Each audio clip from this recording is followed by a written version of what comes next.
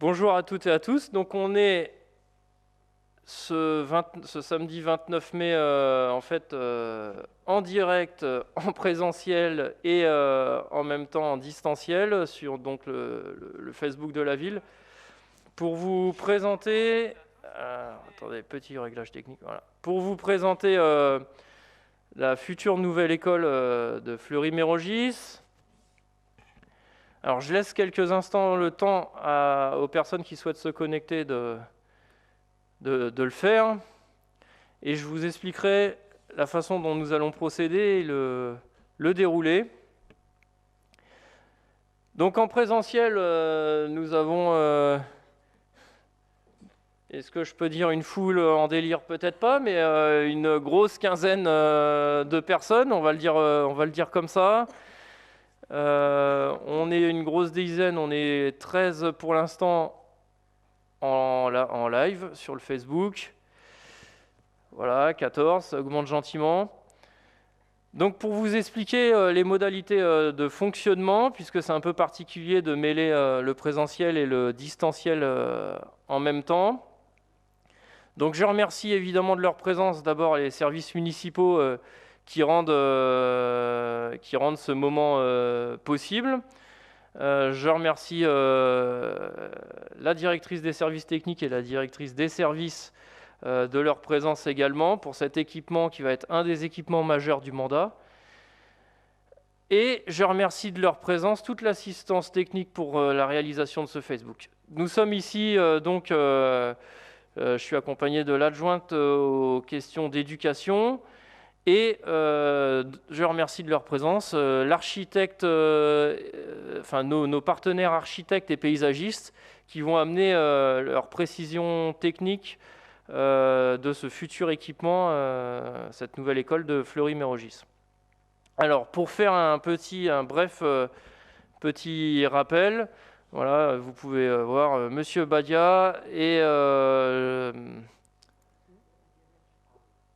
Monsieur Arnaud pour Monsieur Badia qui est l'architecte et Monsieur Arnaud qui est le paysagiste.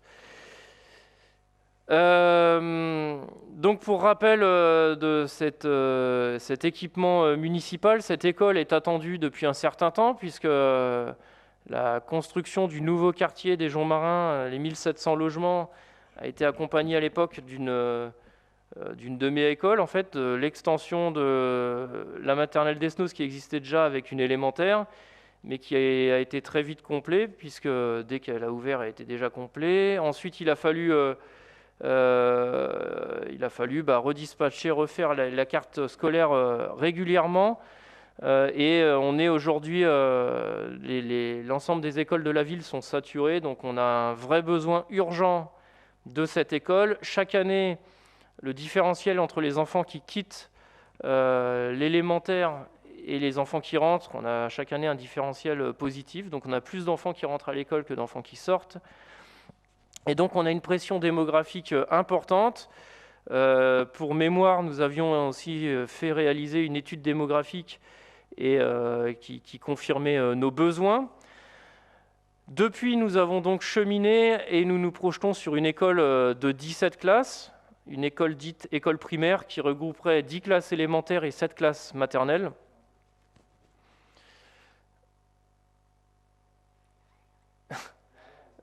D'accord. Voilà, 10 classes élémentaires et 7 classes maternelles. Alors, pour la philosophie du projet, si vous voulez, d'abord son implantation. Si vous coupez la ville en deux avec la RD 445, il apparaît clairement à tout le monde que d'un côté de la ville, nous avons donc l'école Curie, l'école Langevin, et de l'autre côté, le côté qui est le plus urbanisé, où la pression démographique est la plus forte, nous avons que l'école d'Esnos.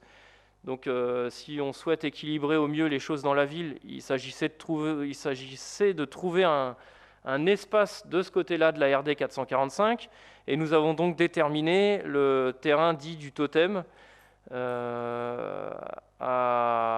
on est face aux Honnêtes, à droite du quartier des Honnêtes et derrière la résidence des peintres ou des bâtiments jaunes. C'est donc le terrain qui a été identifié et qui permettait d'équilibrer au mieux les structures scolaires sur la ville. Les contraintes, une fois que le terrain a été identifié, sont les suivantes, et les objectifs sont les suivants. C'est d'arriver à construire une école qui s'intègre au mieux dans l'urbanisation, dans le paysage de la ville, qui ne choque pas. L'idée, c'est d'avoir pour cette école une ambition écologique. Cette école regroupera également, l'idée, c'est d'avoir aussi une école ouverte sur la vie, la ville et la vie des habitants. Il va vous être présenté aussi un équipement au sein de l'école qui permettra d'être utilisé hors des temps scolaires par les habitants ou les associations. Je parlais d'un équipement avec une ambition écologique forte. Ça sera beaucoup plus détaillé par l'architecte et je le laisserai développer la façon dont ils ont réfléchi ce projet. Je tiens à dire que c'est une école qui sera chauffée à la géothermie, puisque nous travaillons aussi parallèlement à ce sujet à faire venir la géothermie sur la ville de Fleury-Mérogis. Et donc ce sera une école chauffée avec du chauffage renouvelable et écologique. Et c'est deux équipements importants en un, puisque nous saisissons l'opportunité pour également y intégrer une nouvelle cuisine centrale qui répond à des objectifs ambitieux de qualité de la nourriture fournie aux enfants, de circuits courts, etc. Nous avons deux offices aujourd'hui qui sont l'office Langevin et l'office Desnos, qui, pour ce qui est de Langevin, nécessite une rénovation complète, et Desnos ne peut pas fournir à lui seul l'ensemble des repas que nous devrons fournir d'ici quelques années. Donc cet équipement intègre également une future cuisine centrale. Voilà ce que je peux dire. Une contrainte quand même qui n'est pas des moindres, notamment pour notre collectif de travail qui regroupe les services municipaux et le cabinet d'architectes, c'est les délais qui sont extrêmement courts, puisque nous avons besoin de cette école pour avant-hier. Et donc, mais vous imaginez bien qu'un équipement de cette envergure ne se construit pas en 6 mois. Il y a des phases d'études importantes, il y a nécessité de valider de nombreux aspects techniques, il y a des contraintes légales et réglementaires au niveau de certains délais dont on ne peut pas se dispenser. Nous avons eu l'occasion de visiter récemment une école à Bondoufle, construite par le même cabinet d'architecture, le cabinet Badia-Berger. Et en discussion avec les intervenants qui étaient sur place, certains nous disaient qu'on est en train de faire en 5-6 mois d'études ce qui se fait habituellement en 18 mois. Donc ça vous donne la contrainte de temps qui est la nôtre, où nous validons chaque semaine de nombreux sujets pour disposer de cette école dans les plus brefs délais. Pour vous donner un petit rétro-planning, nous avons l'objectif de commencer le chantier de l'école fin de cette année et de pouvoir l'inaugurer, on va dire mai-juin 2023. C'est l'objectif que nous nous fixons, qui est un objectif ambitieux. Et pour aussi donner des éléments un peu à tout le monde, la venue de cette école va s'accompagner aussi d'un travail et d'une réflexion de la rue Marc Chagall, qui va également vous être présentée. Et donc les travaux de la rue Marc Chagall devraient débuter, je vais le dire, au courant de cet été. Voilà ce que je peux dire brièvement. Je vais, maintenant que nous avons fixé et rappelé un peu le cadre et fixé un peu les grands objectifs, je vous explique le déroulé, donc, parce que c'est un peu une nouveauté de faire, et pour nous, du présentiel et du numérique en même temps, du distanciel. Donc pour les gens qui sont dans la salle, si vous souhaitez, on va fonctionner comme ça. Il va vous être présenté le PowerPoint de l'école. Je vous invite à le regarder jusqu'au bout, à écouter les explications. Une fois que cette présentation sera terminée par l'architecte, en présentiel, nous pourrons faire circuler un micro pour poser un certain nombre de questions si vous le souhaitez. Et en distanciel, donc pour ceux qui sont sur Facebook, vous pourrez poser vos questions dans les commentaires et on essaiera de faire des réponses globales. Voilà ce que je propose comme fonctionnement. Je vous remercie, Monsieur Baya-Berger, pour votre présence et je vous laisse du coup la parole. Merci Monsieur le maire, bonjour à tous. Voilà, nous sommes très heureux d'être ici parmi vous pour développer cette présentation et ce projet aussi. J'espère que vous m'entendez bien. Comme l'expliquait Monsieur le maire, on a eu une approche sur ce projet qui était très tournée vers la nature, le paysage et une approche environnementale. Ça, c'était les axes fondateurs du programme qui nous a été transmis au lancement de la consultation. C'est ce qui distingue ce projet des autres projets qu'on développe actuellement au bureau. C'était vraiment cette volonté marquée et soutenue de nature, de végétation et d'approche environnementale.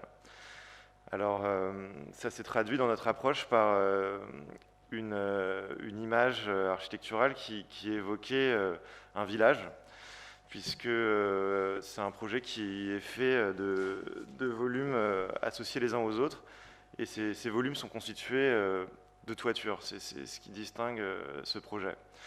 Ces toitures permettent d'intégrer le projet dans son contexte, puisque la parcelle sur laquelle vient s'implanter le projet est entourée de bâtiments bas, qui sont des pavillons pour la plupart, des pavillons avec des toitures à double pente, donc une écriture, un vocabulaire assez traditionnel qui nous paraissait important d'évoquer dans notre projet pour assurer son intégration dans son contexte. C'était aussi la manière d'amener un vocabulaire qui sécurise et qui, quelque part, amène une certaine sérénité dans les volumes et dans la compréhension qu'en auront les enfants qui la pratiqueront. Donc cette architecture est volontairement sobre et retenue.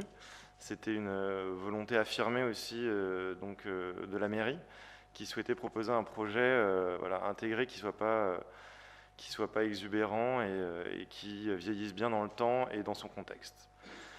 Au niveau de l'approche environnementale, donc comme je le disais, le paysage était mis à l'honneur puisque on vient s'intégrer dans une zone qui sera boisée, on peut le dire, puisqu'on va implanter de nombreux sujets végétaux, mais aussi qui vient s'intégrer le long de la rue Marc Chagall. Alors notre paysagiste Richard Arnaud, qui est ici présent, va vous présenter un peu plus loin dans la présentation le projet qui est prévu pour cette rue Marc Chagall, mais l'idée était que ça soit traité comme une continuité verte qui s'intègre à l'échelle de Fleury-Mérogis, donc qui, depuis le parc des Joncs Marins jusque vers le nord de la parcelle, propose une continuité plantée qui soit, disons, sur un rythme plus ralenti, sur lequel les véhicules motorisés ne seraient pas à l'arrêt, mais disons à une vitesse très maîtrisée, et qui assure une continuité paysagère à l'ensemble de la ville.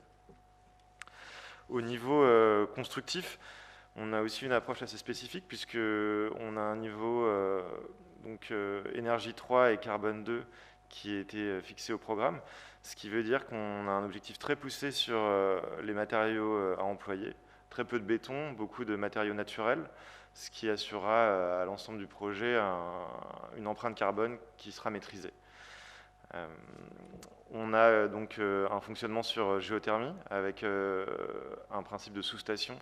Donc c'est un petit peu technique, mais finalement c'est un principe qui permet de maîtriser notre empreinte carbone aussi pour le chauffage de l'opération. Et l'implantation de panneaux solaires en toiture. Donc c'est de la même manière des panneaux solaires qui vont être très intégrés au projet et qui seront intégrés aux pentes de toiture de manière à ce qu'il n'y ait pas d'impact visuel sur l'environnement, mais qui permettront aussi d'apporter à ce niveau-là une approche environnementale qualitative. Sur le deuxième slide, on vous présente une axonométrie programmatique du projet qui va vous permettre de comprendre comment a été pensé l'assemblage des différents pôles du projet en un seul bâtiment. Alors je dis un seul bâtiment, mais en réalité, voilà, on associe plutôt plusieurs pôles qui ont chacun leur identité et leur autonomie autour d'un espace central que vous voyez ici, donc vous voyez la souris, qui est un espace qui va être un espace densément planté et végétalisé, qui apportera une qualité paysagère au projet, mais aussi un effet d'îlot de fraîcheur en été. Donc autour de cet espace paysager et densément planté, on va trouver au sud, ce que vous voyez en vert ici, le pôle maternel. C'est donc l'école maternelle qui est constituée de 7 classes et de 3 dortoirs. Donc à rez-de-chaussée, on retrouve la majorité du pôle maternel. Ça, c'est une volonté importante qui permet aux petits-enfants de cheminer facilement dans l'équipement et d'être de plein pied avec leur cours de récréation qui se situe au sud. Vous voyez en jaune l'école élémentaire. Donc on trouve 10 salles de classe élémentaires à l'étage, et il y a une salle de classe à l'étage qui n'est pas figurée ici, mais qui sera à l'angle, à l'articulation entre la maternelle et l'élémentaire, qui est une salle qui pourra être dédiée en fonction des années et des usages, soit à la maternelle, soit à l'élémentaire.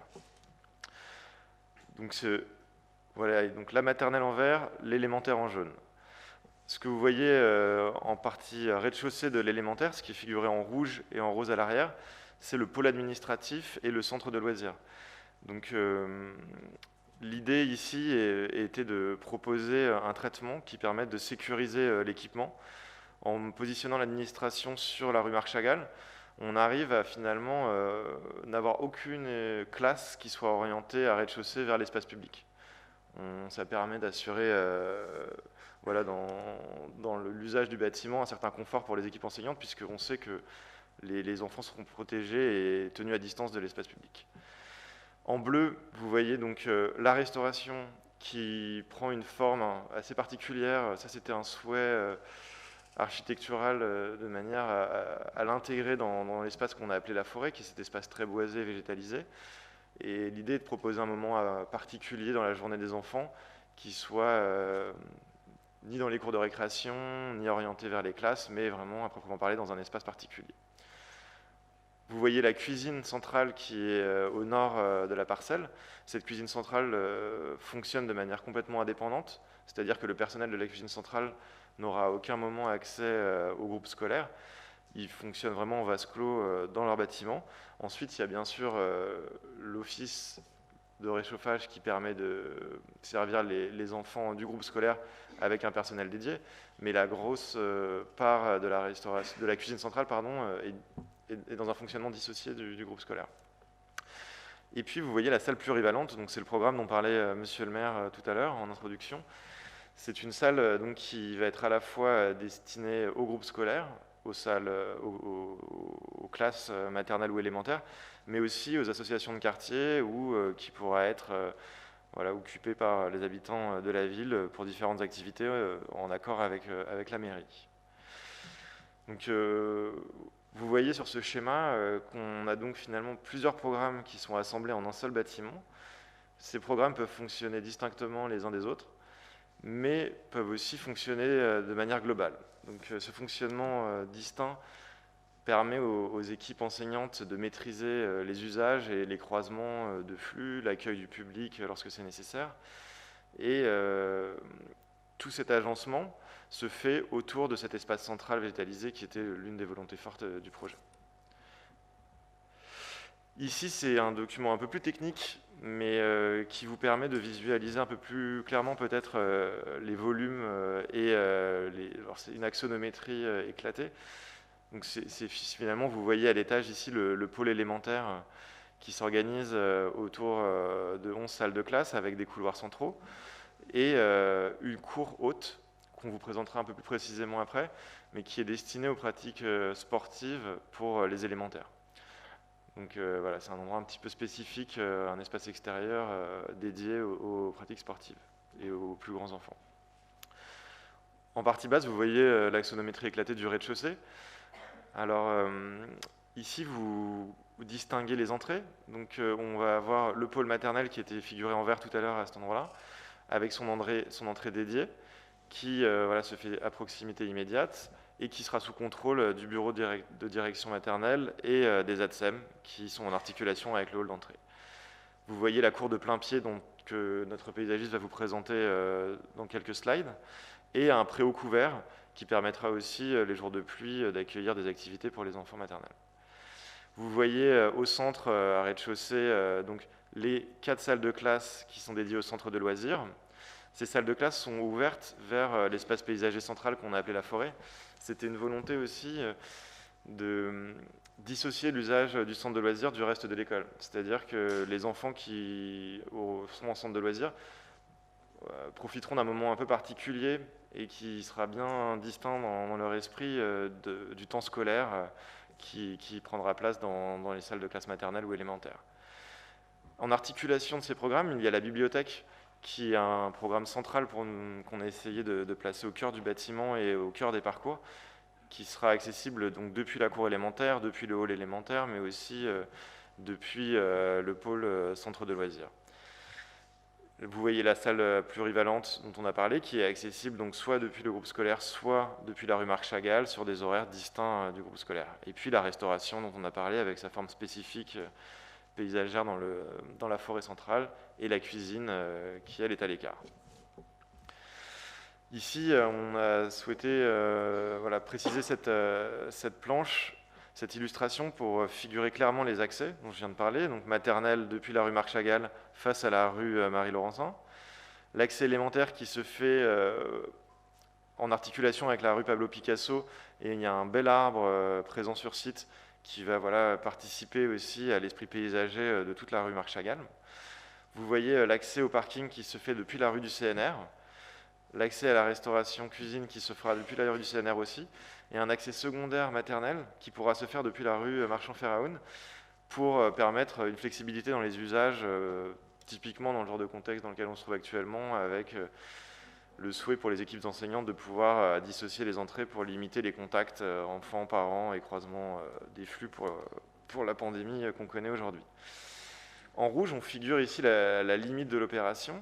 Donc, on aura une clôture continue qui permettra de garantir la mise à distance des enfants depuis l'espace public et des accès qui vont être clairement contrôlés par le pôle administratif et sur des systèmes de portail avec interphone lorsque on sera hors des périodes d'entrée et sortie des enfants. On a donc un traitement assez maîtrisé à rez-de-chaussée qui permet de maintenir les enfants en sécurité. Sur les espaces extérieurs, on a l'espace de la forêt dont on a parlé en introduction, donc je vais peut-être passer plus rapidement là-dessus maintenant. On a la cour maternelle qui se situe à rez-de-chaussée de plein pied avec l'école maternelle. C'est une cour qui va être présentée aussi par le paysagiste juste à la suite de ma présentation. La cour élémentaire qui se situe au nord, donc qui est plus directement liée avec les salles de classe élémentaires. La cour élémentaire se distingue donc entre la cour basse, qui est plus paysagère, et la cour haute, qui est dédiée aux pratiques sportives, donc peut-être aux enfants un peu plus grands. Et puis, on aura sur la rue Marc Chagall ce qu'on a appelé la coulée verte, et qui figurait donc au programme du concours, et qui va vous être présenté par notre paysagiste qui va prendre le relais.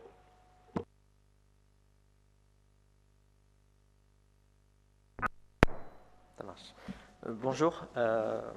Donc là, oui, dans l'esprit de l'école, on a vraiment ciblé le programme École Nature. Donc il y a vraiment ces deux objectifs de cette école, c'était de privilégier l'enfant dans cette ambiance végétale et de créer cette coulée verte, cet aménagement paysager très fort qui vient entourer l'école et qui vient s'insérer dedans. On a souhaité que l'aménagement paysager du quartier Jean Marin viennent se continuer rue Marc Chagall et viennent rentrer dans l'école, donc s'insérer tout autour, créer une ceinture végétale autour de l'école, ils viennent rentrer dans cette école via cette forêt intérieure. Et ça distinguait donc des espaces extérieurs multiples, qui sont les deux cours élémentaires et maternelles aux deux opposés de l'école. Cette forêt intérieure, qui est vraiment un secteur apaisé, vraiment distinct de l'école, des activités vraiment bruyantes où l'enfant va se libérer dans les cours d'école, alors que la forêt intérieure, c'est un aspect beaucoup plus calme, qui sera plutôt dédié à la cantine, à la restauration et au centre de loisirs qu'on verra ensuite. Et ensuite, vous voyez sur ce plan cette coulée verte, l'aménagement de la rue Chagall, où on a cet accompagnement paysager qui longe la rue Chagall, qui vient ceinturer l'école et qui vient la protéger. Les cours d'école, elles sont dans le même esprit. Le même esprit que on n'a pas voulu distinguer la cour maternelle et la cour élémentaire. L'esprit est le même. On a voulu trouver des formes organiques, des formes très naturelles. Donc vous avez ces courbes qui naissent un peu partout dans ces cours d'école, qui sont des courbes au sol évidemment. Et on a voulu créer aussi des animations. Les cours d'école, comme on voit d'habitude, elles sont assez planes, assez sommaires. Et on a voulu créer des petits monticules, des petits espaces mouvementés. On a des jeux pour la cour maternelle, on a des tracés au sol de la cour élémentaire. On a vraiment des espaces qui sont vraiment très organiques, très courbes. Mais comme vous voyez sur la représentation, ces cours d'école sont minérales face aux écoles, face à la façade des écoles. La jonction avec l'espace public est un espace boisé. C'est cette coulée verte qui vient éloigner l'enfant de l'espace public. Et cette cour sont vraiment des endroits reculés de l'espace public, très sereins à l'intérieur de l'école. Les deux cours se ressemblent, sont symétriques, sauf que la cour élémentaire ne présente pas de jeu comparé à la cour maternelle.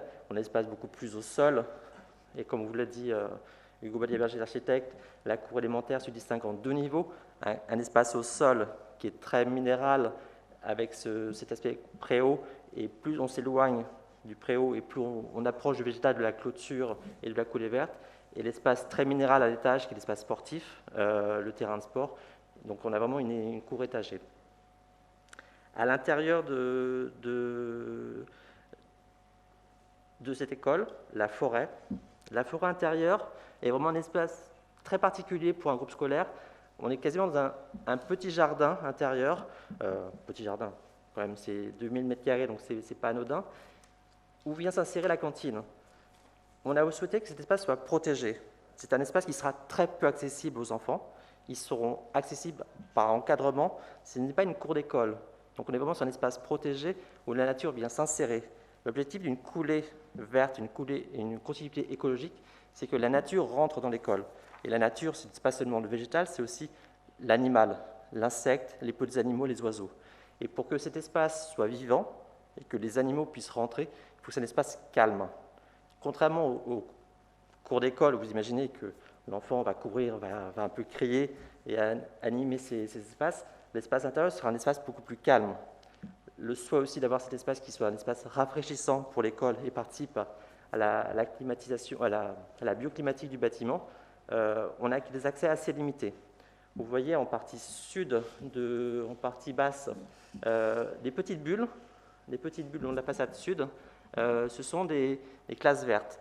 La partie centre de loisirs a la possibilité de pouvoir sortir, créer des petits espaces de classes vertes à l'extérieur de la forêt, qui sont des petites bulles, un petit banc entouré par la forêt, qui permettent de découvrir la nature, participer à cet échange entre l'enfant et la nature dans cette forêt. On a aussi dessiné un petit sentier qui permet à des activités ponctuelles, maternelles ou élémentaires, de venir découvrir le végétal. Que l'enfant puisse découvrir ce que c'est un arbre, ce que c'est une feuille, la nature. L'enfant va rentrer en septembre, il va découvrir l'automne, il va découvrir le printemps, la floraison, la feuille qui sort, la feuille qui devient vert clair, vert foncé.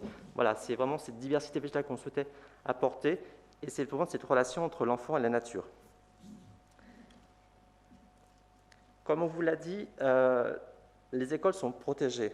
Le recul que cette coulée verte ceinture l'école permet d'insérer une clôture dans cette coulée verte. Cette clôture, elle sera discrète parce qu'elle sera entourée par la végétation. On n'a pas souhaité que le long de l'école, on ait une barrière franche qui sera semi-opaque, voire opaque, mais on souhaitait que cette clôture soit accompagnée par le végétal pour que de l'extérieur ou de l'intérieur, on ne perçoive pas cette frontière, cette barrière. Les cours d'école, dans l'esprit très bois du bâtiment, les cours d'école seront fermés par une clôture bois ajourée, alors que les espaces beaucoup plus techniques seront clôturés par une clôture traditionnelle en métal. Comme vous l'avez dit tout à l'heure, la rue Marchagall va être retraitée. Notre souhait pour cette rue de Marchagall, c'est qu'elle se distingue en deux zones.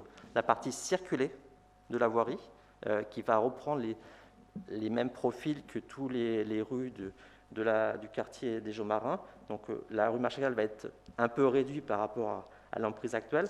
qui va favoriser cette bande de retrait par rapport à l'école, qui est une bande assez large, où le trottoir va venir s'insérer dans une bande végétale. On a souhaité que l'enfant et les parents d'élèves circulent dans un espace éloigné de la voirie. On voulait séparer, protéger le trottoir de la voirie. Et dans cette continuité végétale depuis le sud du quartier vers le groupe scolaire, cette coulée, ce chemin s'insinue dans un esprit forestier, végétal, et arrive sur les parvis d'entrée des deux écoles, maternelle et élémentaire. La rue Marchagall va être un espace apaisé, donc une voirie réduite en largeur. On va mettre en place une piste cyclable de chaque côté, une bande cyclable. Et comme dans l'esprit du quartier des Jean Barin, tous les passages piétons vont être surélevés, qui vont permettre de ralentir la vitesse des voitures.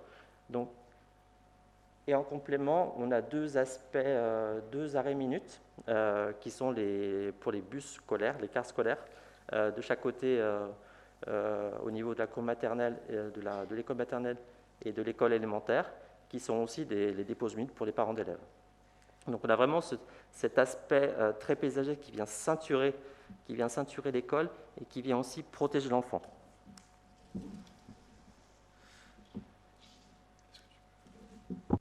Merci.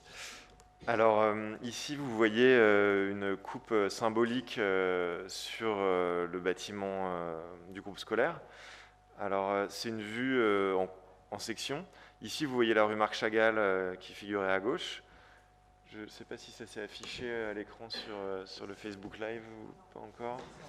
Ça va, voilà. Donc vous voyez sur la gauche la rue Marc Chagall, donc, qui va prendre un profil maintenant plus paysager que ce qu'elle ne présente aujourd'hui. Le cheminement piéton qui se fait faire à distance des façades du bâtiment, puisqu'on va avoir une frange végétale de part et d'autre. Ensuite, vous voyez le bâtiment avec à l'étage l'élémentaire, donc les salles de classe, à rez-de-chaussée la partie administrative, donc, qui protège des agressions ou des vues publiques depuis la rue Marc Chagall.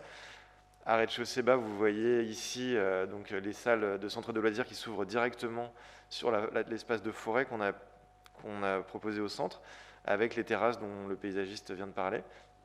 Vous voyez ici la cantine, la restauration dans laquelle mangeront les enfants.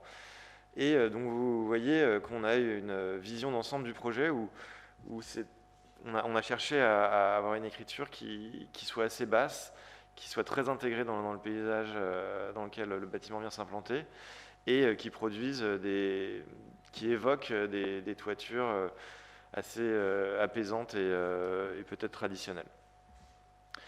Ici, alors vous allez la voir apparaître aussi sur Facebook Live, mais c'est une perspective vue depuis une salle de classe maternelle.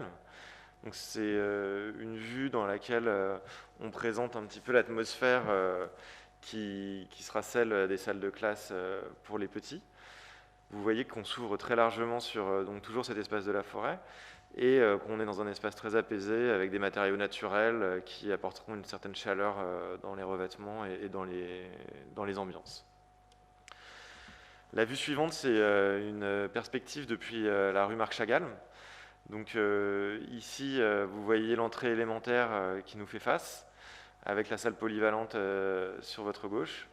Et donc vous voyez l'esprit des façades en matériaux naturels qui se veulent assez sobres et dans une matérialité retenue qui n'est pas ostentatoire. Donc là, ici, on a essayé d'être le plus fidèle à l'image que rendra la rue Marc Chagall une fois exécutée. On a dû, pour que vous puissiez visualiser les façades de l'équipement, on a supprimé un peu de végétation, mais l'idée c'est que ce bâtiment s'intègre vraiment dans un filtre végétal. Et donc vous aurez une image plus plantée sur la rue Marc Chagall. On a simplement un peu allégé la végétation de manière à ce que vous puissiez voir le bâtiment.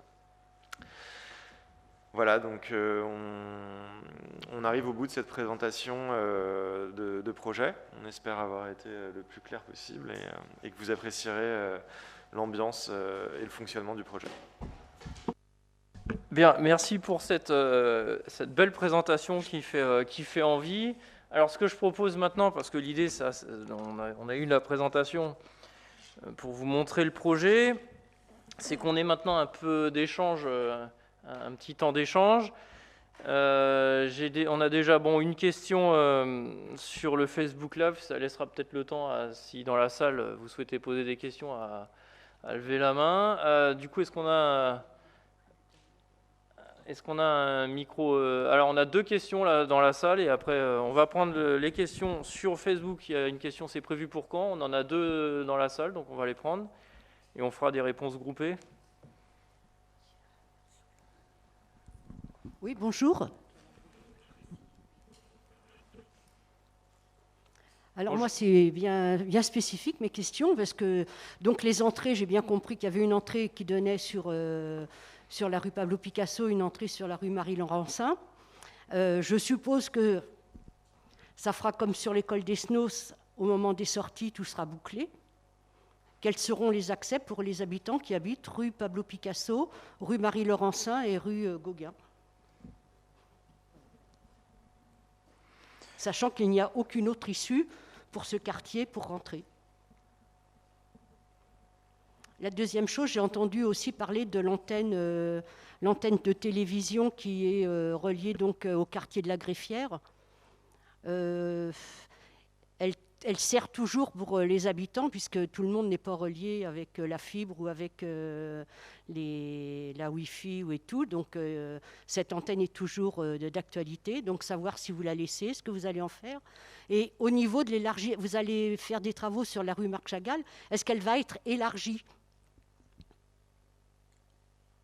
Et l'autre question, savoir la hauteur des bâtiments qui donnent sur la rue Marc Chagall.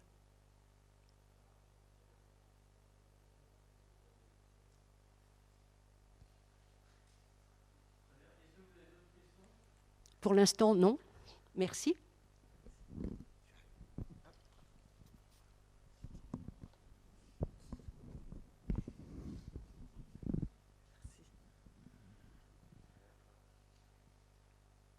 Bonjour. Allez-y, bonjour. Je suis arrivée en cours. J'avais des questions. Alors, je ne sais pas si le micro fonctionne, j'ai pas l'impression. C'est moi qui parle pas. Oui, si, ça fonctionne. C'est bon? Alors, je suis arrivée en cours. J'ai peut-être raté une partie par rapport aux enfants handicapés. J'ai vu qu'il y avait le centre de loisirs en bas et donc l'élémentaire au-dessus. Est-ce que vous avez un aménagement pour ces enfants-là, éventuellement, qui seraient inscrits dans cette école-là? Voilà. D'accord. C'est bon pour vous? On a d'autres questions? On nettoie. Bonjour. Précautions sanitaires. Moi, c'est une question sur l'environnement, là. C'est très original, je trouve, cette idée d'une forêt qui intégrerait un site scolaire. Ça me paraît tout à fait innovant. Mais je voulais savoir sur ce que vous appelez forêt intérieure, là, à côté de la cantine, s'il est prévu dans cet espace, par exemple, un secteur ou une zone humide ou un bassin maîtrisé, en relation avec l'eau. Parce que la nature, la forêt, c'est aussi l'humidité et un espace humide fait aussi partie de la nature, y compris ça attirerait les batraciens, etc., etc. Comme vous avez beaucoup parlé, pas beaucoup, mais la présence animale, ça contribuerait aussi à la diversité des choses, et je trouverais que ça compléterait bien l'idée d'une forêt intérieure. Bien, est-ce qu'il y a d'autres questions sinon? Voilà, on va prendre la dernière et après on va faire quelques groupements de réponses.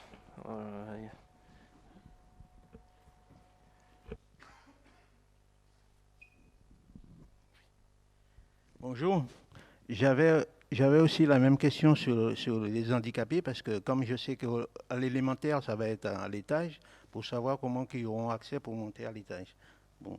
Et je voulais aussi savoir par rapport à la géothermie, est-ce qu'on pourrait voir la géothermie en même temps, parce que j'ai entendu qu'il y aura des panneaux aussi solaires.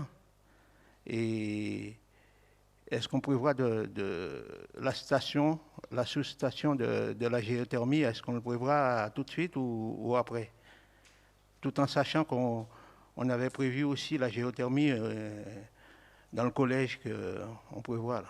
Est-ce que ça va être fait tout de suite et en tenant compte aussi du collège ou est-ce que c'est après?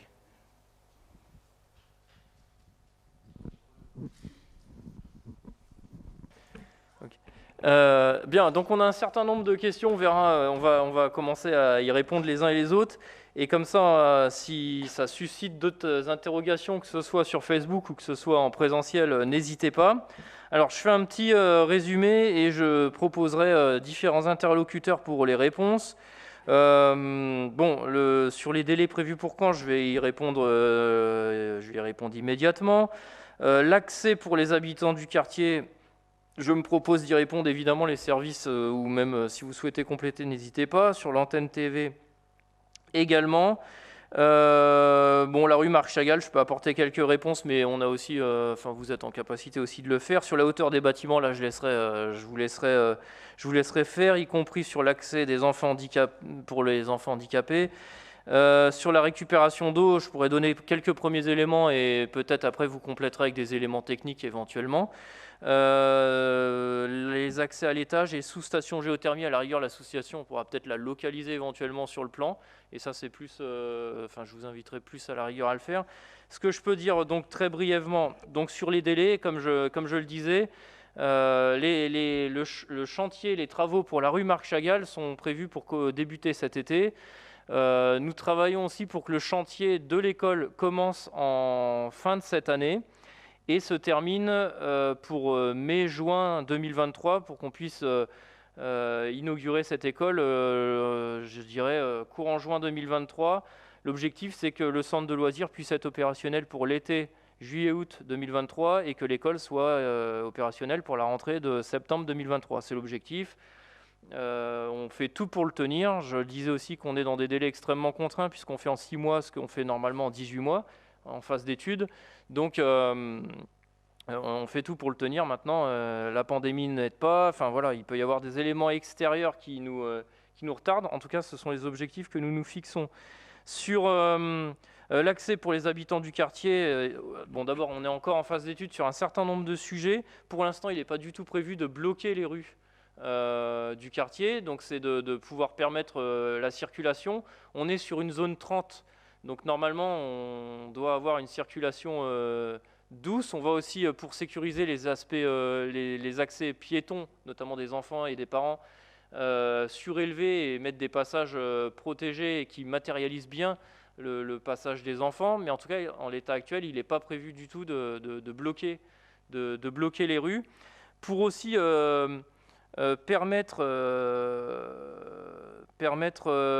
favoriser une circulation plus apaisée.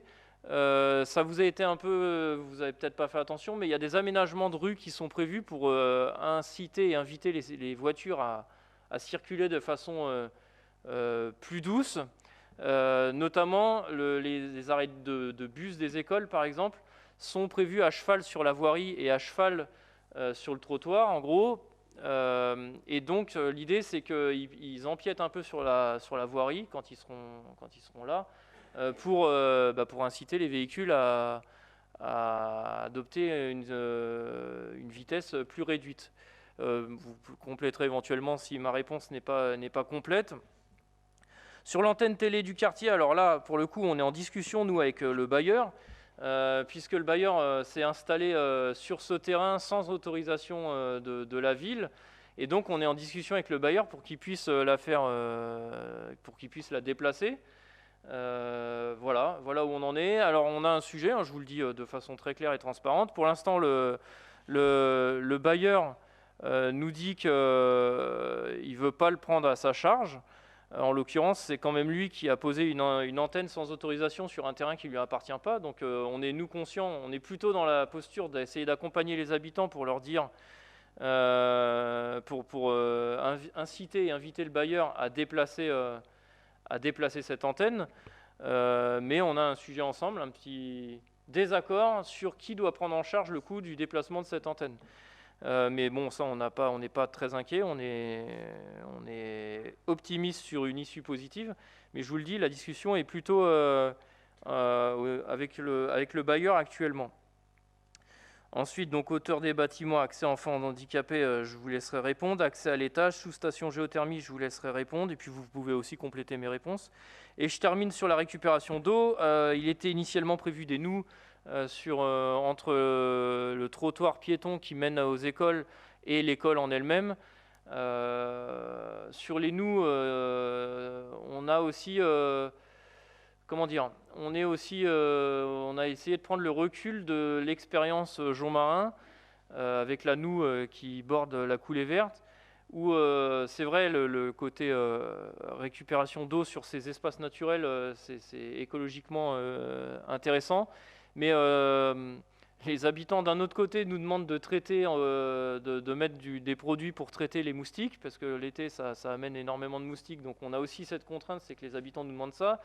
Ça peut favoriser aussi, on est dans un environnement urbain, et ça peut favoriser parfois la prolifération, je pense à des animaux tels que les rats.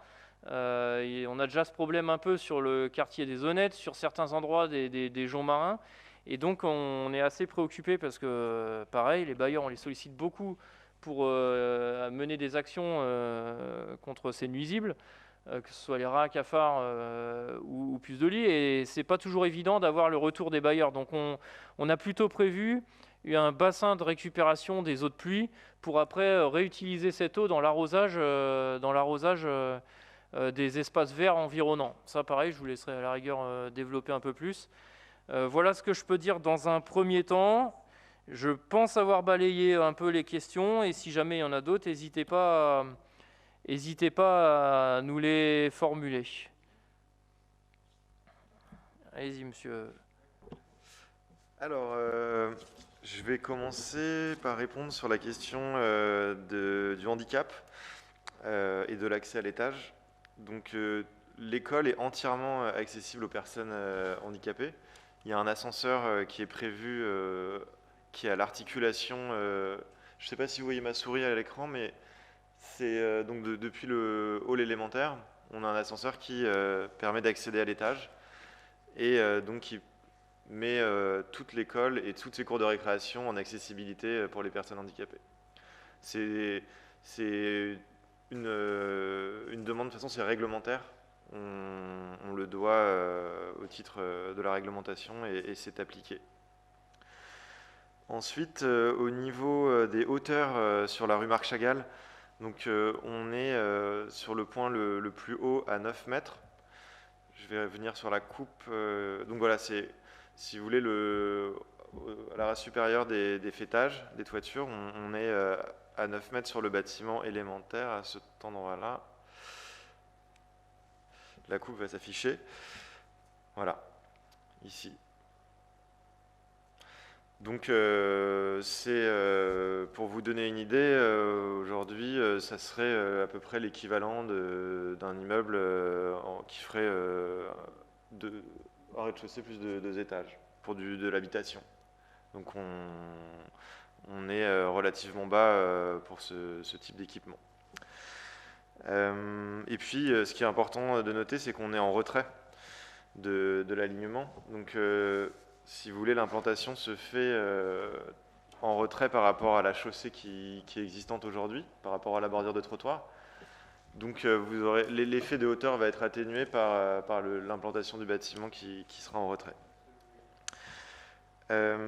Sur le sujet de la sous-station, donc on a une sous-station qui est prévue sur la rue du CNR, puisque c'est aujourd'hui ce qui semble le plus pratique par rapport à la présence du réseau de chauffage urbain sur site. Et donc, ça va être intégré au bâtiment cuisine. Ça veut dire qu'elle va se situer à cet endroit-là. Je ne sais pas si vous voyez la souris. Oui, c'est bon. Au sujet du solaire en toiture, alors c'est du photovoltaïque, c'est pour l'électricité, c'est pas pour le chauffage. Donc, c'est ce que vous voyez ici qui est figuré sur la toiture de l'école maternelle. Et ces panneaux sont intégrés dans les pentes de toiture. Donc ce n'est pas des panneaux qui seront, comme on peut voir parfois, posés sur les toitures. Là, ils sont intégrés dans les pentes et donc ils seront très peu perceptibles. Sur la question du bassin de rétention, Richard, tu veux peut-être ajouter Sur l'espace de la forêt? Oui, de toute façon, je n'ai pas abordé le sujet de l'eau tout à l'heure, mais c'est un aspect assez technique. Notre souhait en tant que paysagiste, c'est que l'eau retourne à la terre. On n'est pas dans le principe des nous du parc Jean-Marin, qui sont des nous où l'eau stagne et l'eau reste longtemps. Nous, on souhaite que l'eau retourne à la terre, donc que toute l'eau des cours et certains toits de bâtiments, type la restauration centrale, la cantine, quelques préaux, toute l'eau s'écoule vers les espaces verts. On a vraiment une inondation. Inondation, c'est vraiment un écoulement des eaux vers l'espace vert pour arroser un peu plus fortement les arbres et le végétal. Mais cette eau ne reste pas. Cette eau, après, est drainée vers le réseau lentement. Donc on n'aura pas l'effet de stagnation d'eau sur le terrain comme vous avez sur le parc Jean-Marin. On est vraiment sur une circulation d'eau. Nous, on souhaite, c'est que l'enfant sache que l'eau circule et va à la terre. On a vraiment que l'enfant voit comment l'eau circule. On n'est pas très fan de mettre des grilles partout pour que l'eau s'en aille tout de suite. Et ça participe aussi à arroser le végétal. Donc, dans la partie centrale forêt, on n'aura pas de l'eau stagnante pour le souhait de ne pas avoir de moustiques pendant les périodes chaudes. Voilà. Concernant, je peux revenir sur la rue Marc Chagall. On ne sommes pas sur un élargissement de la rue Marc Chagall, on est sur un profil équivalent aux rues avoisinantes. La rue Marchand-Ferraoun est sur un profil de 6 mètres de large, on aura le même profil. Notre souhait, c'était de privilégier les espaces piétons et les espaces plantés.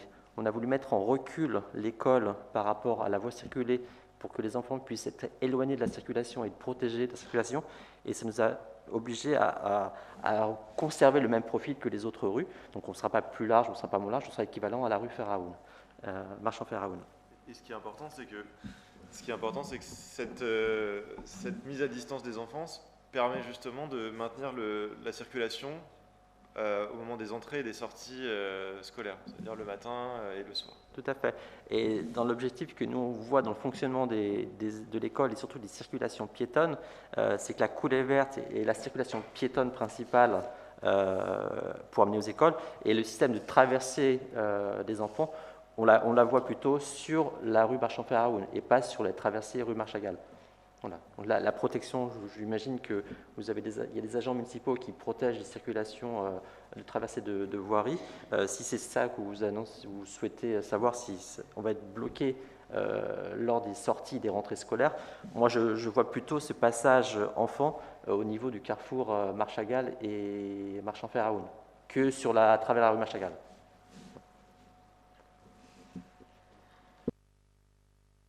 On va reprendre, merci. Il n'y a pas d'autres précisions? Non. Bon, donc on va repoursuivre notre salve de questions. J'en ai vu 2 passer sur le Facebook Live qui concernent la carte scolaire et les questions de parking. Plus on a des mains qui se lèvent en présentiel.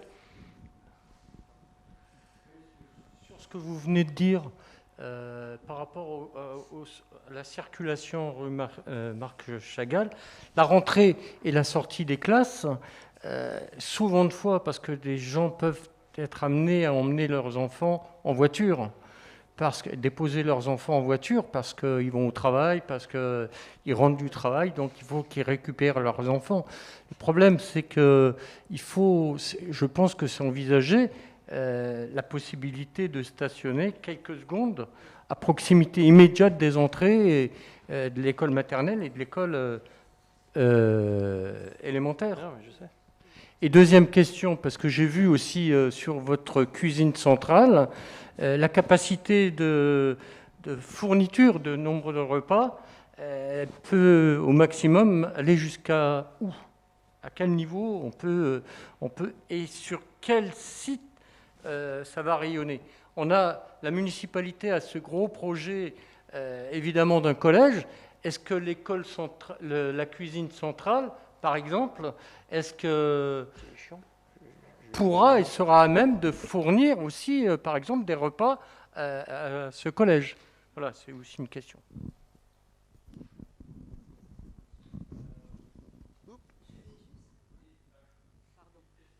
Je voulais juste savoir si vous aviez des photos de l'intérieur des salles de classe. On en a en fait, on n'a pas de photo, mais on pourra mettre une représentation qu'on avait mis, la vue de la salle de classe, d'une salle de classe maternelle. Puisque pour l'instant, forcément, on est sur de la projection, quoi. Bon, à la rigueur, je vous laisserai redétailler, si vous voulez, un peu la salle de classe.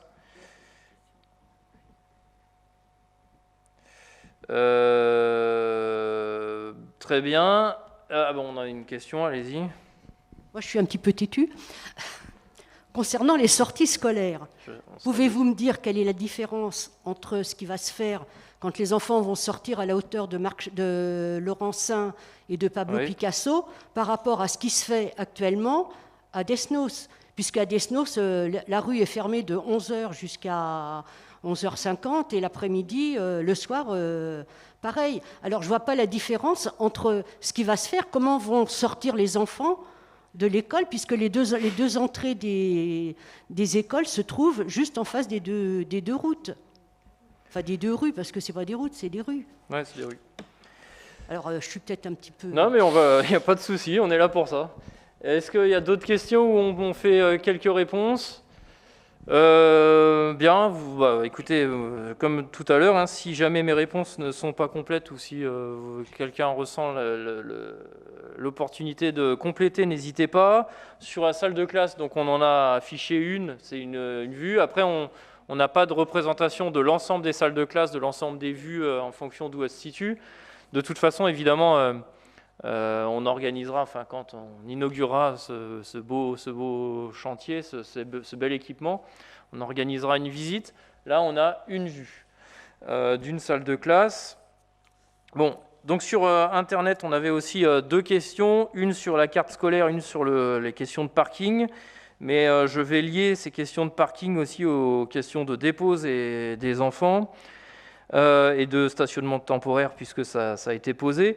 Sur la carte scolaire, pour l'instant, on n'en a pas, je ne peux pas m'engager à vous dire précisément à quoi elle ressemblera, parce qu'on a énormément de contraintes sur cette carte scolaire et ça nécessite un vrai travail approfondi, parce qu'on se rend compte dans les premières hypothèses qu'on avait travaillées, qu'en fonction de la façon dont on rédige la carte scolaire, ça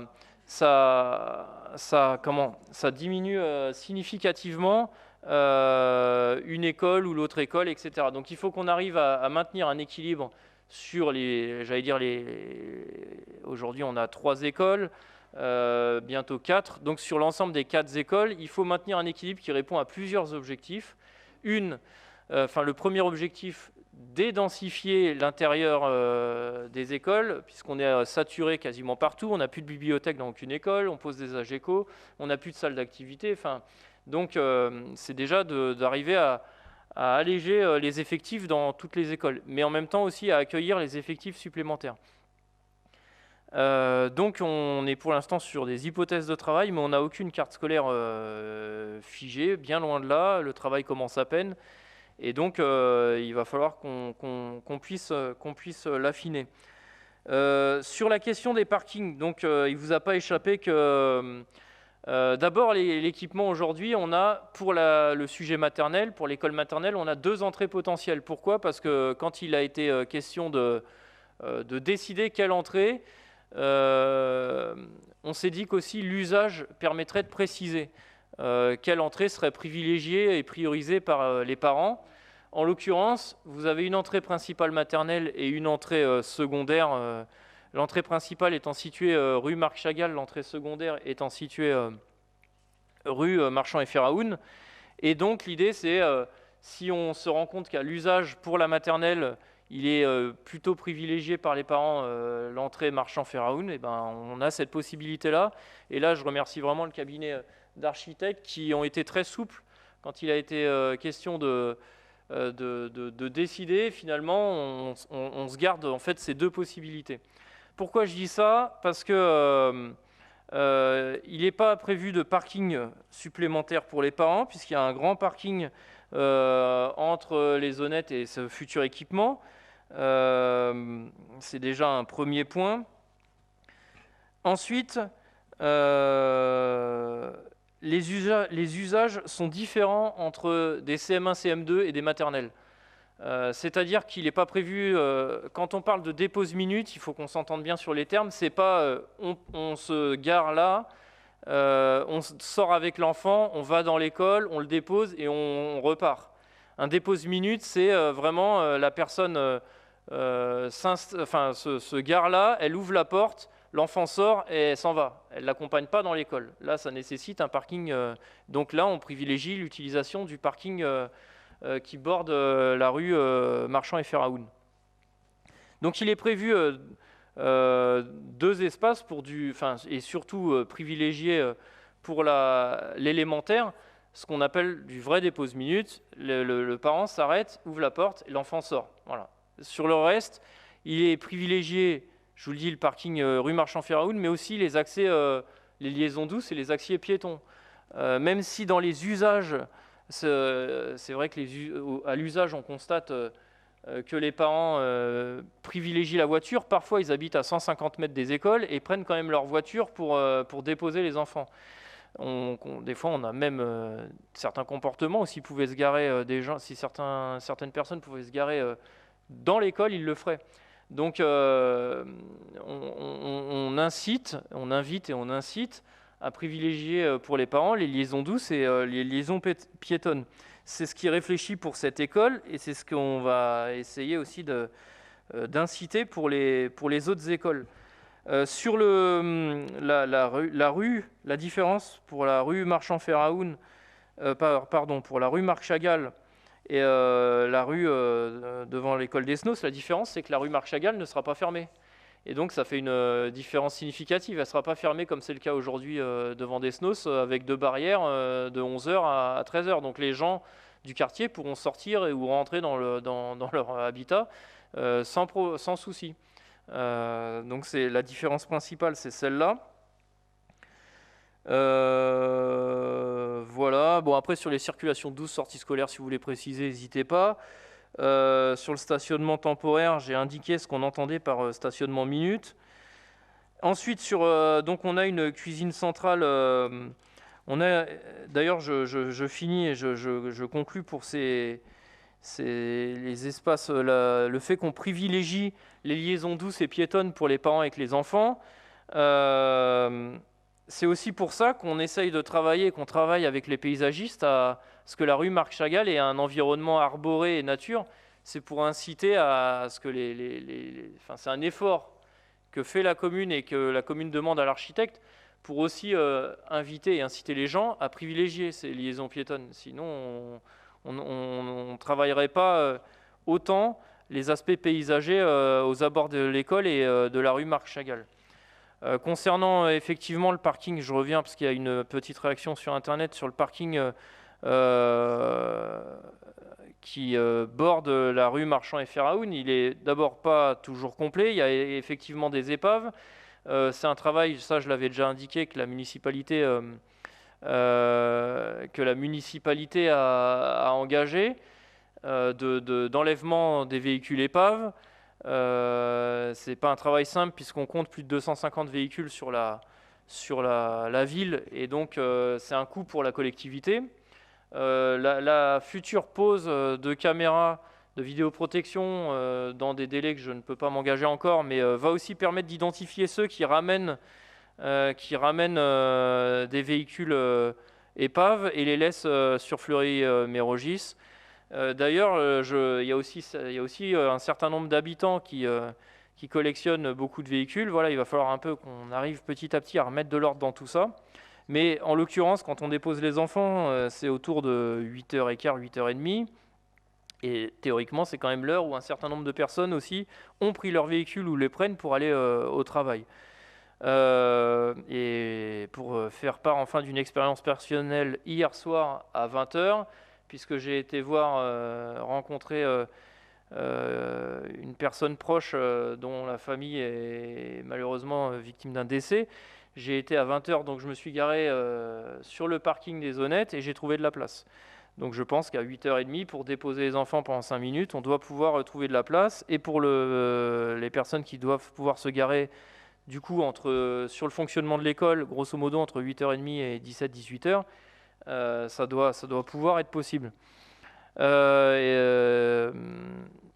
il est prévu que les professeurs, il est prévu quelques places à côté de la restauration, enfin à côté de la cuisine centrale pour les professeurs.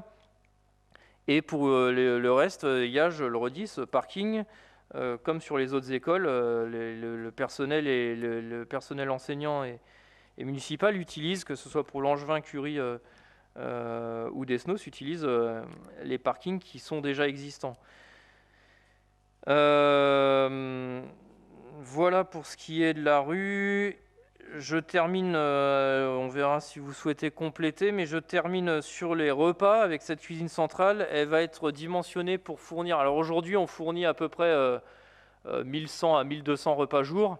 Avec la nouvelle école, on estime qu'on aura 150-200 repas de plus, donc autour de 1400 environ. Et elle sera dimensionnée pour pouvoir fournir 2000 repas jour. Elle permettra de fournir l'ensemble des équipements scolaires de la ville, donc les quatre écoles, 4 groupes scolaires et 4 écoles, élémentaires, maternelles, les crèches et le portage de repas pour les personnes âgées qui en bénéficient. Donc elle fournira tout ça. Le collège, lui, elle fournira pas le collège, puisque là, c'est le département qui a son fonctionnement propre et qui ne s'intègre pas dans ce fonctionnement-là. Voilà ce que je peux dire. Si jamais je n'ai pas été assez complet ou précis dans mes réponses, n'hésitez pas à en reposer. Surtout, il n'y a pas de souci là-dessus. Et je ne sais pas si vous, pour qui que ce soit, ressentez le besoin de compléter ou si mes réponses ont été pour vous assez précises. Bon, du coup, je continue, vu qu'il y a une question qui est posée concernant les ATSEM. Là, c'est un sujet plutôt ville. Évidemment, quand ce nouvel équipement pose un défi budgétaire à la ville, puisque vous savez que les finances de la ville ne sont pas extensibles à l'infini, qu'on nous demande toujours plus de services, et j'en comprends la nature. Mais donc il y a un vrai défi financier autour de cette école, puisqu'il faut payer et le prêt nécessaire à la construction de l'école et le personnel supplémentaire qui va être engagé, que ce soit ATSEM, animateur ou autre. Évidemment, on ne peut pas construire une école sans prévoir pour les maternelles les ATSEM nécessaires et pour le périscolaire les animateurs nécessaires. Donc on est en train d'y travailler. Je pense avoir répondu à peu près à toutes les questions et être à jour par rapport à ce que je constate sur Internet. Je ne vois pas de main qui se lève dans la salle. Si, quand même, voilà, ça permet de continuer l'échange.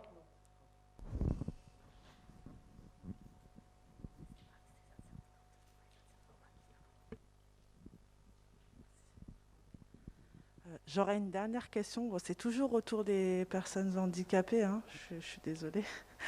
Mais est-ce qu'éventuellement, vous auriez prévu une classe U10 dans cette école qui permettrait d'accueillir ces enfants qui ont des difficultés à être scolarisés dans le secteur? Voilà. Merci.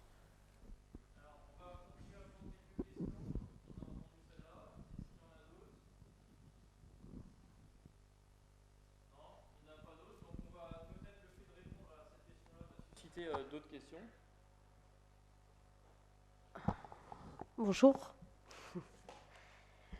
Alors effectivement, c'est un sujet qu'on a abordé avec l'inspectrice de l'éducation, puisque c'est une décision qui lui appartient, ça appartient à l'éducation nationale, ainsi qu'au directeur d'école. Donc, mais effectivement, c'est en discussion et c'est un souhait que la municipalité a d'accueillir une classe Ulysse. Après, l'objectif, comme c'est dit, hein, ça dépend de l'éducation nationale.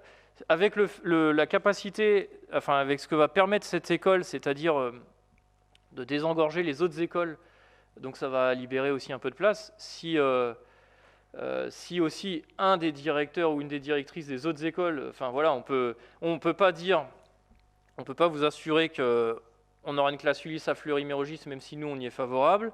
On ne peut pas, si c'est le cas, vous dire ce sera dans cette école ou dans une autre, parce qu'après, ce sera aussi à travailler avec les directeurs d'école. Mais nous, on y est favorable, on essaye de travailler avec l'éducation nationale, et donc les 4 sites, les 4 écoles seront pour nous ouvertes à accueillir une classe, et on verra où est-ce qu'on peut le faire, et si l'éducation nationale accède à cette demande. Voilà, écoutez, alors une petite question en présentiel. Alors juste pour, parce que ça permet aux gens qui sont sur Internet le micro qu'ils l'entendent. Ah oui, d'accord. Excusez-moi. Juste, moi je considère, je pense, enfin, j'ai été pendant près de 20 ans président des différents groupes des parents d'élèves à Fleury et à Sainte-Geneviève-des-Bois. Ce principe innovant de la forêt au cœur, enfin de la nature au cœur des bâtiments scolaires, est-ce que c'est, évidemment pour moi c'est pertinent, est-ce que c'est à ce titre, à ce point innovant que ça devienne un projet référent pour d'autres structures dans le futur ailleurs?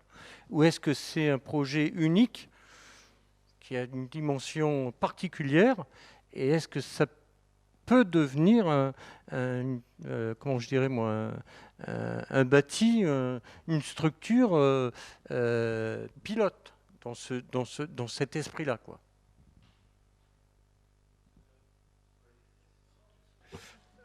Et bah, écoutez, c'est une question très intéressante. Nous, dans la conception de ce projet, on a placé la nature au cœur, et on a vraiment, c'est au centre physiquement du bâtiment et de l'équipement, comme vous l'avez remarqué, puisque ça nous paraissait être la réponse la plus pertinente aux attentes de la maîtrise d'ouvrage, enfin de la ville, de la municipalité, qui avait en fait un programme très avant-gardiste dans ce sens-là. C'est-à-dire que nos autres clients, les autres villes pour lesquelles on peut travailler, n'ont pas forcément cette volonté de placer la nature au centre du système éducatif, et on peut même dire du projet éducatif. Alors ici, c'était une occasion pour nous de pousser ce curseur à fond, puisqu'on travaille très fréquemment avec Richard Arnoux, qui est le paysagiste. On travaille souvent main dans la main en développant des projets qui essaient d'associer architecture et paysagisme et végétation au maximum. Et ici, pour le coup, on a pu aller très loin dans cette démarche. Alors ça serait idéal de pouvoir présenter ce projet comme une référence et dire que c'est très bien vécu par les équipes enseignantes et les enfants. Je pense qu'on le saura dans quelques années, quand la forêt aura pris et que les enfants seront au lycée et qu'ils auront des mentions très bien au bac. Je sais pas, Richard, si tu veux ajouter quelque chose. Non, oui. Faire une école référence, si vous parlez à l'échelle Île-de-France, je pense que oui. Il y a très peu d'écoles à ce stade-là en Île-de-France. Au niveau national, je pense qu'il y en a d'autres, mais plutôt des anciennes écoles où on n'avait pas sur des écoles aussi denses que ce projet-là. Des écoles à la campagne où on a des espaces verts très généreux. Et après, au niveau européen, nos voisins allemands, hollandais et nordiques font des projets de ce style-là. Donc, en Île-de-France, oui. En Europe, non.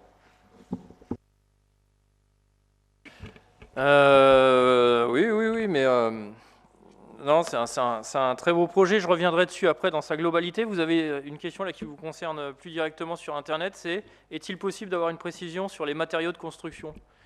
Donc à mon avis, enfin là vous avez... Alors, donc on a pour atteindre les objectifs environnementaux fixés, qui sont donc E3, C2, c'est un peu technique, mais E3 ça concerne l'énergie, 3, et C2 c'est le carbone, donc 2. Pour atteindre cet objectif de carbone 2, on travaille donc sur les matériaux de construction, et c'est un niveau assez exigeant, le carbone 2, ce qui veut dire qu'on est très majoritairement en bois sur ce bâtiment, que ce soit en structure. Donc on a la structure, la charpente, des planchers qui vont être en bois. On a ensuite des revêtements, comme vous le voyez sur l'image intérieure, qui sont aussi faits avec des matériaux biosourcés. Ça veut dire qu'on a de l'isolant, par exemple, qui est en fibre de bois. On va avoir des menuiseries intérieures en bois. on va avoir un maximum de matériaux naturels. Ensuite, on a par contre les fondations qui, elles, vont forcément être en béton, puisque aujourd'hui, c'est quand même ce qu'il y a de plus pérenne et de plus durable. Mais donc voilà, on est sur un projet qui sera très largement construit en matériaux naturels. Il y a un petit bémol, c'est sur la zone de cuisine, qui est une zone technique, qui est une zone qui doit être résistante et qui est amenée à subir des usages assez poussés avec des lavages à grande eau, avec des questions de sécurité et de pérennité, qui font que là, par contre, on va être dans des matériaux plus minéraux et plus de béton. Mais sinon, on est sur un chantier qui va être un chantier, ce qu'on appelle sec, puisqu'il y aura très peu de béton et beaucoup d'assemblage d'éléments bois.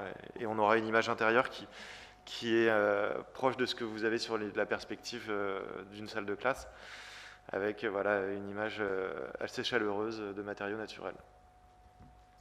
Merci. Et on a une question plutôt pour Monsieur Arnaud, c'est je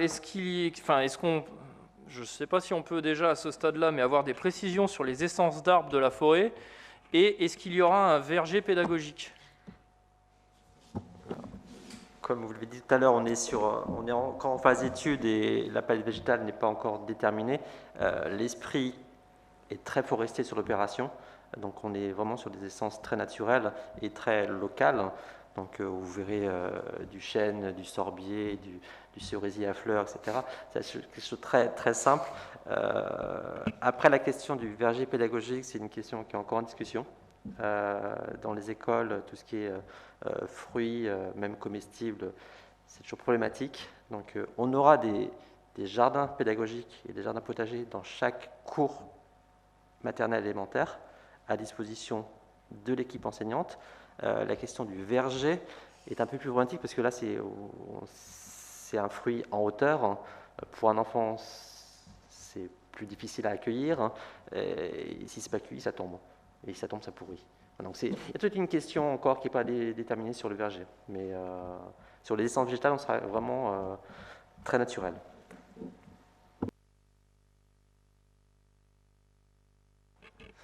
On est vraiment en train de travailler sur la palette végétale. Donc, Bien, bah, écoutez, je sais pas. Alors, on a une question là, on va bientôt arriver au bout et après on conclura. On a une question en présentiel au fond de la salle.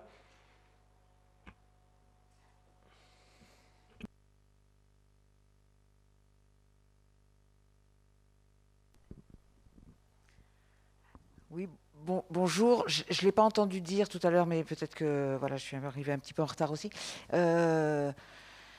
Ce projet qui se marie dans l'environnement et tout ça, qui est très écolo, hein, est-ce qu'il aura le label HQE, haute qualité environnementale ou pas? C'était la question que je me posais. Ok. Alors aujourd'hui, le label, il y a beaucoup de labels. HQE aujourd'hui, c'est un terme qui veut dire haute qualité environnementale. Donc là, aujourd'hui, avec les nouveaux systèmes de calcul, on est passé sur des labels qui s'appellent E+C-. Ce label E+C-, ça permet à la fois d'englober les notions haute qualité environnementale, mais aussi énergétique. Donc E, c'est énergie, et C, c'est carbone. Donc en gros, on va être sur un niveau E3, donc ce qui est le plus poussé sur les questions énergétiques, et C2, c'est l'objectif sur le carbone. Donc c'est la construction avec des matériaux biosourcés, et donc très peu de béton, et beaucoup de bois et d'isolants aussi qui sont pas issus de la filière pétrole, mais qui sont issus de matériaux naturels, en fibre de bois, en fibre de laine, etc. Donc on est pour répondre à votre question, c'est pas le label HQE, mais c'est le label E3C2, avec, on est aussi sur un travail sur le passif, et des systèmes de mise en ventilation naturelle du bâtiment, ce qui veut dire que le soir, les enseignants pourront ouvrir les fenêtres quand il fera chaud pour mettre en ventilation le bâtiment et le rafraîchir pendant la nuit. On a aussi une approche bioclimatique avec la végétation et notamment la forêt centrale qui, en été, fera... Je ne sais pas si vous connaissez cette notion d'îlot de fraîcheur, mais quand on a une densité forte de végétation en un point dense, ça permet en été de redistribuer la fraîcheur pendant la journée et de l'accumuler en soirée. Donc c'est des notions qui sont intégrées au projet.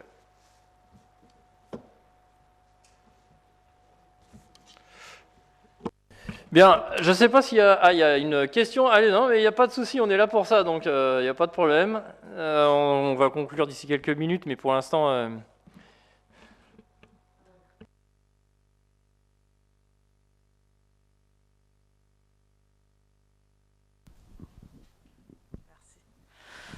Je me permets juste une précision par rapport à cette idée de forêt au cœur de l'école. Franchement, c'est une très bonne idée, c'est sympa. Ce qu'il y a, c'est que il y a beaucoup d'enfants qui font des réactions allergiques aux piqûres, donc chenilles qu'on a actuellement dans les écoles aussi déjà. Donc vraiment, si on peut être vigilant sur ces arbres-là, justement, pour éviter... voilà. Par rapport à ça, c'est juste une petite précision que j'apporte, vu que c'est pas encore... voilà. Merci. C'est un échange qu'on a eu il y a quelques jours avec la ville sur éviter les essences d'arbres allergènes et qui attirent les chenilles processionnaires urticantes, évidemment. Pour répondre aussi à votre question d'intégration des enfants handicapés dans le projet, dans la cour maternelle, le maximum de jeux d'enfants sont accessibles à tous les enfants, tout handicap. Bien, alors, il y a une ou deux questions encore sur le coût de l'opération et sur le bruit potentiellement le bruit d'une école qui pourrait gêner les habitants et les pavillons. Sur le coût du projet, le projet est estimé à 17 millions d'euros. Donc c'est un vrai enjeu pour la ville de pouvoir aller les trouver. On a déjà plusieurs financements, on est dans une bataille financière actuellement auprès de tous nos partenaires et instances diverses, État, région, département, pour obtenir des financements pour que le coût soit le moins lourd possible pour la ville. En tout cas, TTC, le coût de cet équipement est de 17 millions d'euros. Ensuite, qu'est-ce que nous comptons faire puisque la question est posée de cette façon-là, pour le bruit qui, vous pensez, vous n'êtes pas sûr, va gêner les habitants et les pavillons. Écoutez, quand on parle du bruit, on parle de cours de récréation qui, en gros, se déroulent 3 fois dans la journée, un peu le matin, et encore c'est relatif, le midi, autour de 15h, et puis voilà. Donc il faut aussi relativiser cet impact. Nous, on a côtoyé beaucoup d'habitants qui nous disaient au contraire qu'une école, ça amène de la vie et que c'est plutôt agréable d'entendre les enfants jouer que rien du tout.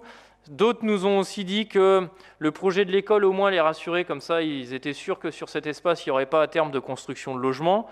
Et puis ensuite, on ne va pas barricader l'école de murs anti-bruit. Voilà, donc on n'a rien prévu de particulier. On n'a rien prévu de particulier et on n'a pas de retour négatif de la part des habitants à proximité. Comme on n'a pas particulièrement de retour négatif des habitants qui habitent autour de l'école Curie ou Langevin ou de l'école d'Esnos. Donc là-dessus, on n'a rien de particulier. Concernant l'école, le coût que j'évoquais, évidemment, ce n'est pas hors taxe, c'est TTC, et il prend en compte, c'est tout, quoi. Il prend en compte le mobilier, il prend en compte donc les tables, les chaises, les tableaux, les machins, les trucs. Donc c'est tout compris. Voilà, moi pour conclure quand même un peu sur ce projet et essayer de faire un peu la synthèse de ce qui vient d'être dit, c'est quand même un projet qui a une ambition écologique que vous avez soulignée, pas pour se faire plaisir et mettre en avant l'écologie, mais parce que c'est un projet qui a avant tout été centré sur le bien-être des enfants. Bien-être des enfants réfléchi avec cette forêt sur 2-3 aspects. Cette forêt centrale et le côté un peu cour de récréation, un peu différente de ce qui existe actuellement. Bien-être parce que permet aux enfants d'avoir aussi une prise un peu avec la nature, permet d'avoir une espèce d'écosystème apaisant, de disposer de puits d'ombre ou d'îlots de fraîcheur, malheureusement on va vers de plus en plus de canicules et les cours de récréation réfléchissent simplement en béton, et ben ça fait accumuler la chaleur et les enfants n'ont pas de lieu pour se mettre au frais. On a prévu dans cette école une salle climatisée pour qu'il y ait un lieu aussi de fraîcheur Mais on privilégie, malgré cette salle climatisée qui est certainement nécessaire, c'est bien d'avoir des espaces naturels qui permettent d'accéder à de l'ombre naturelle. Bien-être des enfants aussi, pour essayer de bénéficier d'une température agréable l'été à l'intérieur de l'équipement, une température agréable naturelle, c'est-à-dire que l'isolation de l'équipement est réfléchie pour maintenir, quand il fait 36 à l'extérieur et que vous avez 28-30 à l'intérieur, vous avez une sensation de fraîcheur. L'idée, c'est pas de passer de 36 à 22, parce que là, c'est catastrophique, les lieux où ça se fait comme ça, mais c'est que naturellement, on puisse quand même essayer de maintenir une température contenue. Bien-être des enfants aussi, je vous le dis, on a par exemple une hésitation sur les entrées maternelles possibles. Et ben, on s'est dit qu'on en créait 2 et qu'on verrait à l'usage laquelle serait privilégiée et la plus simple d'utilisation. Et bien-être des enfants dans le fait de réfléchir dans l'école des jardins pédagogiques sur la cour élémentaire et la cour maternelle. Bien-être des enfants encore dans les matériaux utilisés, puisque un aspect un peu bois contribue à un aspect un peu chaleureux, un peu plus harmonieux pour eux. On a aussi du coup, on réfléchit à un équipement souple et évolutif. Ça vous a été dit, mais on tire aussi les conséquences de ce qui se fait actuellement partout et notamment de ce qu'on vit à Fleury-Mérogis, où on est contraint chaque année parce que l'évolution démographique est... Un coup, on a plus de maternelle, un coup, on a plus d'élémentaire. Du coup, vous avez une classe qui pourra être aménagée de façon assez souple à l'intérieur de ce groupe scolaire. Une salle plurivalente ouverte sur les associations et sur la population. Et je parlais dans l'équipement souple et évolutif des 2 entrées possibles pour la maternelle. Sur bien-être des enfants aussi et sur l'aspect nature, c'est un centre de loisirs maternel qui lui est tourné vers la forêt centrale avec des terrasses pour chaque salle d'activité centre de loisirs, dans cette idée de coupure pour les enfants, puisque notamment les enfants de maternelle, on réfléchit nous sur les centres de loisirs élémentaires et maternels que ces moments constituent une coupure pour les enfants. Élémentaires, ils sont pour l'instant tous vers la ferme, tournés vers la ferme. Ça permet de changer de son quotidien. Et dans ce centre de loisirs maternel, c'est l'idée de dire les enfants vont pratiquer cet équipement toute l'année avec l'école. Et donc, c'est qu'ils puissent un peu se couper de cette quotidienneté. Et donc, ça a été réfléchi de la façon suivante. D'un point de vue de l'ambition écologique, sur le 3C2, ça a été brillamment expliqué. C'est des contraintes qu'on se met qui sont ambitieuses. Et notamment, j'ajoute qu'on s'inscrit sans vouloir... on s'inscrit en tout cas dans le label qu'on appelle Passive House, c'est-à-dire que l'équipement, le groupe, cette école, que ce soit avec les matériaux qu'on appelle biosourcés pour les isolants, que ce soit avec du matériau bois, que ce soit avec les panneaux solaires intégrés à la toiture ou le chauffage en géothermie, c'est un équipement qui devrait ne pas consommer plus d'énergie. En fait, il devrait même consommer théoriquement moins d'énergie il consomme moins d'énergie que ce qu'il a besoin. Donc c'est un équipement qu'on souhaite vertueux d'un point de vue écologique, au-delà de tout ce qui vient d'être déjà présenté. C'est une vraie ambition que nous portons. Après, nous inscrivons pas dans la labellisation annuelle, parce qu'en fait le label, que ce soit HQE ou autre, le label en lui-même, il faut savoir que c'est un business, et qu'en fait chaque année, vos labels, il faut payer une boîte qui labellise, et en gros ça vous coûte entre 15 et 20 000 euros à chaque fois, ou 10 et 20 000 euros en fonction des labels, et c'est un vrai business. Et en fait il suffit que vous ayez un petit quelque chose qui a un peu bougé, on vous donne plus le label, il faut refaire des travaux pour réavoir le label, et donc on s'inscrit pas non plus dans cette labellisation, en tout cas celle qui serait à renouveler chaque année, mais on s'inscrit dans un bâtiment vertueux écologiquement et énergétiquement. Enfin, sur les circulations, je l'ai dit, mais je le redis, puisque ça fait partie de nos réflexions, de favoriser les liaisons douces, et pour les favoriser au maximum, on essaye de les rendre attractives et agréables pour les pour les parents avec leurs enfants. Et l'idée du dépose-minute tel que je l'ai évoqué, c'est-à-dire le dépose-minute n'est pas un lieu où on rentre dans l'école avec l'enfant, c'est vraiment un lieu où simplement on ouvre la porte, l'enfant sort et le parent poursuit sa circulation immédiatement. Donc voilà, on a essayé avec ce groupe scolaire de porter une ambition, de se projeter sur le moyen et le long terme et pas juste sur aujourd'hui. On essaye de se dire que de réfléchir à la façon dont il va vieillir, de réfléchir dans la façon dont les enfants vont se projeter dans les cours de récréation et dans l'équipement lui-même. C'est des contraintes qu'on se met, il y a des beaux défis, mais et pour nos partenaires architectes et paysagers, je pense que c'est intéressant de s'inscrire dans ces défis-là. Je sais que les services municipaux y consacrent aussi beaucoup d'énergie, et donc forcément, mais tout ça, c'est des défis à relever. Je suis certain que nous sommes très fiers de notre école une fois qu'elle aura émergé et qu'elle sera fonctionnelle, qu'elle sera en fonctionnement. En tout cas, nous en sommes déjà très fiers, et nous sommes très fiers des plans que nous avons pu vous présenter, de la présentation que nous avons pu faire aujourd'hui. Au regard de l'expérience des uns et des autres et au regard de la réalité de Fleury-Mérogis. On espère que ça fasse aussi, que ça essaime et que ça donne des idées à d'autres collectivités, auquel cas on a déjà un cabinet d'architectes qui aura travaillé le sujet, donc qui aura des solutions à proposer, mais on espère que ça pourra aussi conduire d'autres collectivités à réfléchir à la façon dont ils envisagent leurs futurs équipements scolaires. On réfléchit aussi la façon dont, je disais, les enfants utilisent les cours de récréation. Vous savez qu'il y a des débats autour du genre, autour du fait que l'espace central est souvent occupé par plutôt des groupes de garçons qui privilégient les activités sportives et les filles sont plutôt mises aux abords des cours de récréation. Donc ça fait partie de nos réflexions, le genre et la façon dont les enfants, je vous dis, occupent ces espaces. Voilà, on essaye de travailler avec les enjeux du XXIe siècle, et c'est l'ambition qui est la nôtre, c'est de construire quelque chose de durable et de fonctionnel sur le long terme. Voilà ce que je peux dire un peu pour conclure tout ça et sur les grands objectifs de cette école. Écoutez, je remercie tous ceux qui ont pris le temps d'assister et de participer à cette réunion publique, que ce soit en virtuel ou en présentiel.